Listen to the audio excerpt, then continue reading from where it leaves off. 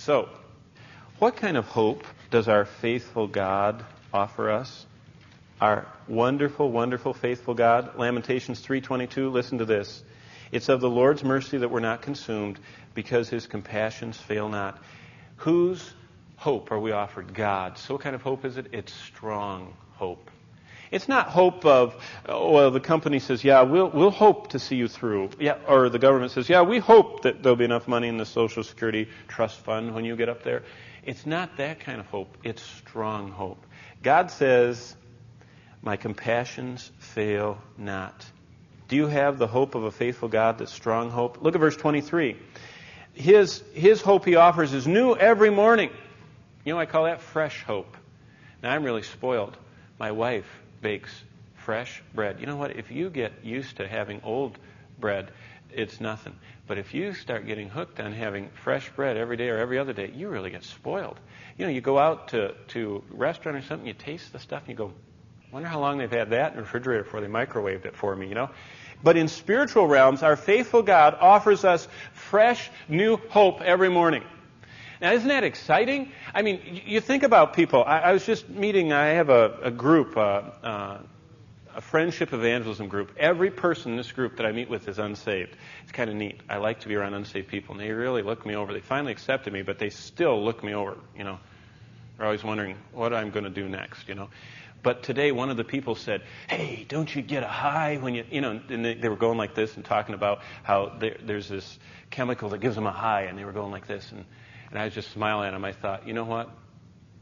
I don't need a chemical to get a high. You know what it says in verse 23? The Lord's fresh hope is new every morning. His faithfulness is great. And that's something we can trust in. Our faithful God offers fresh hope. Verse 24, the Lord is my portion. And again, I hate to revert to family illustrations, but tonight at supper, I did it again. I took Jeremiah's bowl and I put his part in and I cut it up until it was small enough for him. Now, Joseph doesn't need as many cuts because he's 3. Jeremiah's 1. And he has to have really little ones because you don't like him to choke.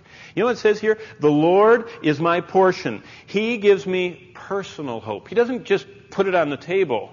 He gives me my portion. He knows exactly what hope I need for today. He knows exactly what hope I need for the situation. He knows what's coming down the road. And there's a personal nature to that hope. He delivers it fresh. It's better than the paper thrown in your driveway every morning. It's fresh. It's personal. It's cut right up for how much you need for the day.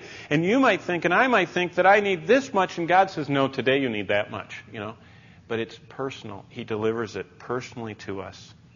Number 4, the Lord is good to them that wait for Him, to the soul that seeketh Him. There's something about His hope that you need to realize. It's selective hope. He selects those that are waiting and looking for it. You know what, if you're like this and if I'm like this, I'm going to do it myself, then we're going to be just like Jerusalem, who experienced no hope and no comfort. Because the arm of the flesh, when we look down, when we look to our own means, when we try and conjure it up ourselves, the Lord doesn't offer us His hope. Now, you say, wait a minute, let's talk about the spiritual. I'm talking about every day, day in, day out. I'm not talking about the hope that maketh not ashamed because we have eternal life. I'm talking about where we operate. And if we do not look for it, it's kind of like Christ said in fact, someone asked in a discovery class a couple weeks ago, they said, if God is so sovereign, why do we even pray? I thought, what a good question.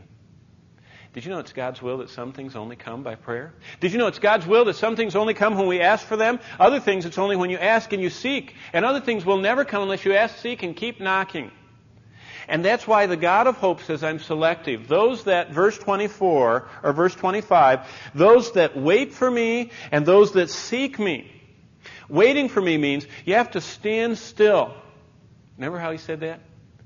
Stand still and see the salvation of the Lord. Be still and know that I'm God.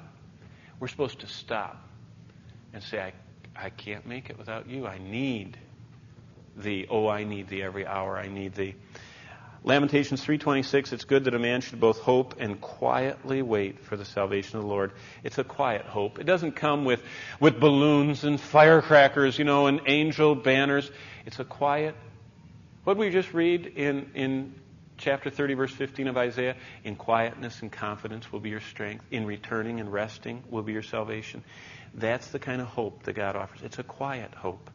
It's a quiet confidence that comes that we can go through no matter what, how deep the waters, I'll be with you. No matter how hot the fires, I'll be with you, the Lord said. I'll go with you through it.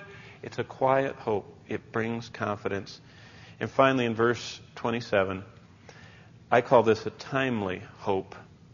Lamentations 3:27, it's good for a person that they bear the yoke in their youth. There's some things that God is so good in His timing on. I don't think that I could have been a good husband when I was 18, 19, 20 years old. I had to learn some really hard lessons. I don't think that I could have the children I have now when I was 60. You know, I mean, there's some things God really, He's pretty good in His timing. It'd kill me if I tried to do the timing. God is so good. In your life too, it's a timely hope. He gives us the enthusiasm of youth. He gives us the settledness as we mature, and He gives us that long-suffering, patient hope. And it's just wonderful how He times it. It's very timely for our lives, and it's very exciting.